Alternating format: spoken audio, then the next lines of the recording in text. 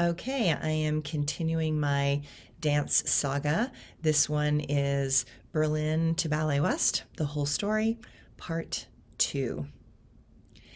In 1980-1981 season, it had been an amazing year in Berlin for me. Much had changed, but what really had changed was me. Sometimes certain shifts sneak up on us. They evolve so slowly over time that we do not quite detect what is happening until much later. I guess the shift that was happening was that I was feeling more certain and powerful in my place in the world. New routines had been established. I felt much more confident in my ability to speak German and communicate with humor and strength. German is a language that is direct, often unbending, and reflects the powerful mindset of its ancestors. I am half Irish and about half Austrian, an interesting combination that can give me a temper that, when it emerges, can make most want to crawl into a corner and hide. I have a quick comeback when a certain level of absurdity is reached. The Irish part of me is an amazing storyteller. It is in the blood. It carries a part of me that has a very dark sense of humor mixed with a resilience that will not back down if another decides to pick a fight. The Austrian-German side of me can be forceful with words and observes the world meticulously and knows the weaknesses of everyone it encounters. Nothing escapes her purview. The Austrian-German part of me is a perfectionist and knows that there are only correct and incorrect ways to do things, effective and ineffective strategies.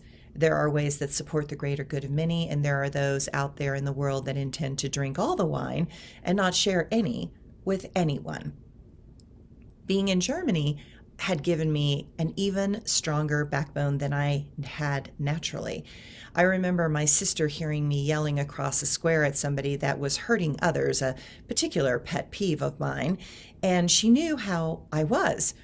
She lived with me and had been raised with me. She knew that one did not want to pick a fight with me because I had secret weapons that would come out if anyone decided to test me, and I could and would, when provoked, effortlessly flay people with my words. My mind was sharp like a sword, and my tongue could, in the right circumstances, stop the blade of another. German taught me to be direct and to the point. German taught me to speak from a place deep in my core and to feel things before I spoke. Many things happened that previous year in Berlin that almost took me down, but they were not intended to harm me in any way. My friends Marina Hotchkiss, Lea Havas, and Jennifer Stanfield decided to return home and/or leave the Berlin Ballet. The moment I heard the news, it was all I could do to not collapse. There are those souls that save your sanity. All of them were that for me. I knew it was their time to go, but it was a deep loss, and I knew I would feel it for a long time. Certain souls cannot be replaced, ever. At moments in life when big shifts happen, it changes the energy within a company. It is as if a part of the soul of the ballet company leaves and some of the joy and wonder goes with it. Marina Hotchkiss was a person who I had danced with at SAB my first year. Then the universe magically manifested her to already be in Berlin when I got there. It was a relief to not be completely alone in a new city in the center of the East Bloc, and that really mattered. She invited me to my first nude and co-ed spa for the day with other dancers, a magical adventure that was completely new to me. I learned to let go and relax, even in a room with lots of others, naked. I learned to let go of a lot of my Catholic prejudices and recognize that there were other ways of living that were still wholesome and safe. I am sure all of these beautiful ballet bodies walking through a spa in Berlin were quite a sight to see. She was amazingly talented in so many ways. I still have a painting that she gave me, and she was one of those people who could artistically do almost anything. I marvel at such souls that have so much talent in so many areas that it is probably difficult for them to decide where to focus their interests. Lea Havas was a Brazilian-born woman from Hungarian roots. She spoke to my knowledge Portuguese, Spanish, English, French, Hungarian for her grandparents, German, and some Italian. When I asked her what her favorite language was, she said that she loved to read in French. It was more descriptive and beautiful. She said that after the third language, they all became easy to learn. Her mother would send Brazilian coffee over, and I would go to her house, and she would make fresh squeezed orange juice and espresso that was beyond good. She was playful, open, engaging, and one of those dancers that you cannot help but that catch your eye. She was an exotic through and through. You could see it when she went on the stage and if she was walking across the street. Her authenticity taught me that there are many more layers towards openness that I had yet to experience. She taught me by showing me and just being. Jennifer Stanfield was an Australian and had one of those accents that would make you instantly fall in love with her. She had those perfect lips that seemed to purse in the perfect position to express what she was feeling. How she used words were so fun, playful, and allowed everyone to relax and flow with the lilt of her voice and the twinkle in her eye. She was an amazing cook. I still make her onion quiche from the recipe she gave me. I have many others that I treasure and use consistently to this day. Jennifer was a powerful treasure that was filled with potential because she could also do many more things than were being utilized in the Berlin Ballet. We would all go to the parks, strip naked and sunbathe in the parks of Berlin on the rare moments when the sun was out. By the way, that was legal. We would get together at Jenny's apartment for Sunday gatherings for food and fun. We had a larger group of us that were a mix of people from all different nationalities, but as the Auslanders, we were together and we were family. These three women kept me sane. They kept me laughing. They held me in ways that I'm sure they did not realize how important they were to me. I remember the day that it came out at the park that they were all leaving at the end of that year. I almost collapsed in that moment. It was like the floor began to fall away from my feet. The base that kept me going was leaving. It was now going to be up to me. On many levels, I understood. Lea had a great opportunity in Switzerland. Jennifer was homesick and wanted to go back to her amazing land and culture. Who could blame her? And Marina had been attacked by a probably Turkish man who was angry at the Germans. Because Maria looked very German with blonde hair and blue eyes, he targeted her. But when she spoke to him to let her go, the man detected that she was not German and directly asked if she was German. When she said no, he literally knocked her out. After that event, I would have gone home too. Their announcement made me question if I too should shift. It started me thinking of other options as I did not ever really like Berlin. I too was homesick and wanting something more. I could not stop hearing the bombs go off on the astral plane in Berlin. I would hear the sirens in the buildings collapsing at times from the Second World War in the ethers. I knew this was not my spot. Even later, in the study of astrocartography, I discovered that I had probably died somewhere east of Berlin in Poland during the war. That did not surprise me in the least. I knew I had gone there to complete something from a past life. Later on, I would realize it was multiple past lives. So as the Berlin Ballet's yearly 6-week paid vacation loomed, I put together a plan, one that would bring me also back to the U.S. and to a place that perhaps would feel more like home. My sister was getting married, and that was very exciting. I had these auditions looming, and that was opening a doorway of courage for me to step out of one reality and into another. I was excited. I was ready. I was willing. I believed I was very able. I had the audition with San Francisco planned, and all the steps were in place. I felt strong and confident. I had been clear with Richard Cammick I had been clear with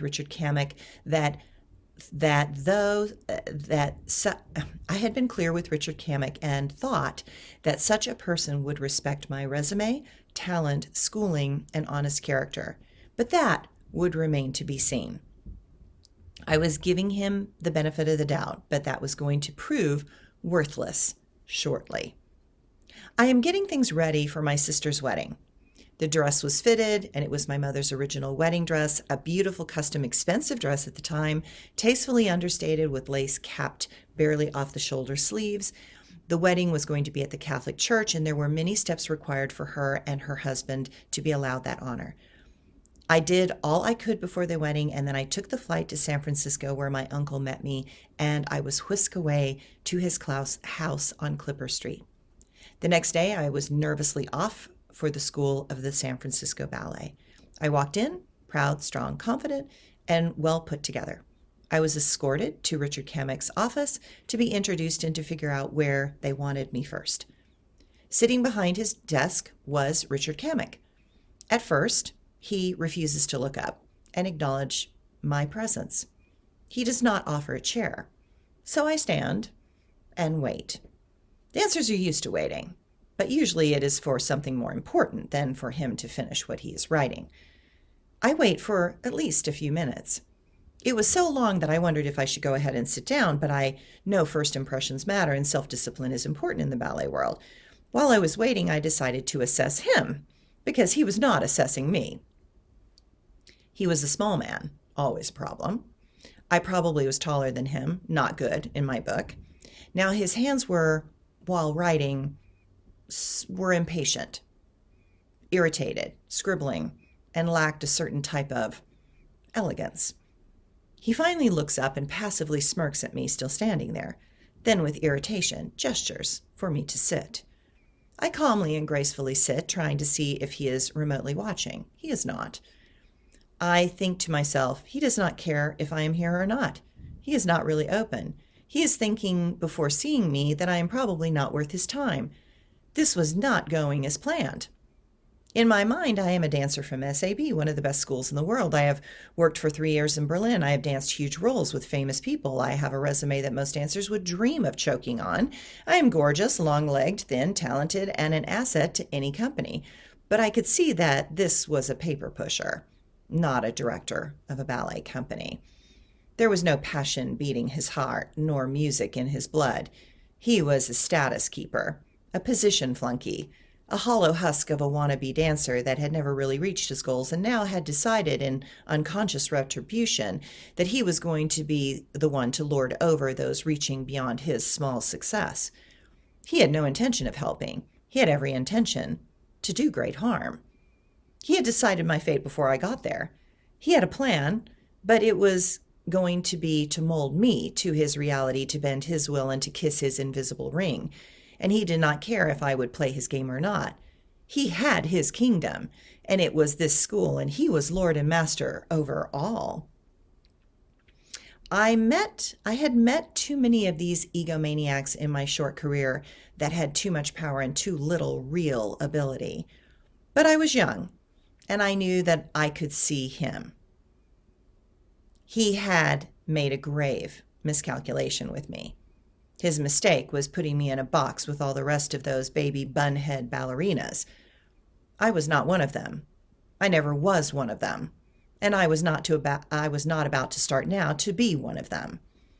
If Rudolf Nureyev taught me anything, he taught me that the wildness inside should never be tamed by another. He taught me to never give up my autonomy to anyone, and that true art lived at the edges of those that believed in conformity as a principle of great art. Finally, he looks up, and my one satisfaction was to watch him squirm as he noticed me surveying him and sizing him up. I was a lion looking at a rodent, deciding if it was worth the effort to eat. My inner lion knew what was ahead and had instantly decided not to play. Richard Cammick said, "Here is the class schedule. Your first class is at 10 a.m., and then at 1 p.m. you will do a character class, and at 3 p.m. you will do a modern class. Tomorrow you will do ballet class at the same time, then a pas de deux class at 1 p.m., followed by a point class at 3 p.m. I politely stopped him there, with a slight cough to get his attention and to interrupt his tirade. I said, "I didn't come here to be part of your school. I came here to audition for San Francisco Ballet." He said with a sneer that I was to do what was required of me if I wanted to really do an audition. I smiled and leaned forward to say, I believe my resume shows you that I can do pas de deux and highly effective and skilled point work, but perhaps you did not have time in your busy schedule to look at everything I sent you and all the videos." He coughed uncomfortably and would not meet my gaze. He clearly was not used to a dancer speaking up for themselves or speaking back to him. He thought he was the king of his world, but a lion from the jungle had arrived, and now he was not so sure how to proceed. I told him that he was willing to come see me in the ballet classes and that I would wear pointe shoes for the whole class. He could determine my skill or lack of it from that. I had confidence in my ability because the Russian training in Berlin was difficult, and Gudrun Leben had made me do the sequences of Myrtha in Giselle till my legs collapsed under me and I found myself on the floor. If I did not break then, I would not break now. This buffoon was clearly an obstacle, but his arrogance made me want to teach him a lesson, not to placate his terrible behavior. I did not let him respond. I got up and I left his office and went to the class I agreed to. I was going to be there for 5 days. I would wear pointe shoes for the whole hour-and-a-half class each day. I did all turns on pointe. I did all jumps with the men, including the double tour en l'air and double saut de basques. Even if you are not proficient in ballet lingo, just know that what I was doing was very hard, and more difficult in pointe shoes. After class, every day I left and went touring San Francisco with my uncle. We were looking at apartments, cost of living there, locations for apartments, cost of public transportation, all the bits. I even went over to the San Francisco Ballet and talked to dancers coming out of the rehearsals about how things worked and what they thought of the company. I quickly realized that this was not going to be, that they were not happy, and what they were showing me, I was probably not going to be happy. I needed to know how it would be to really live and dance there. I learned that most of the core dancers at that time had to all live together in an apartment. They were not getting paid much, and life was rough and tough. No core dancer that was not independently wealthy could afford to have their own apartment alone in San Francisco. That took me by surprise. I had lived in Berlin and never needed a roommate.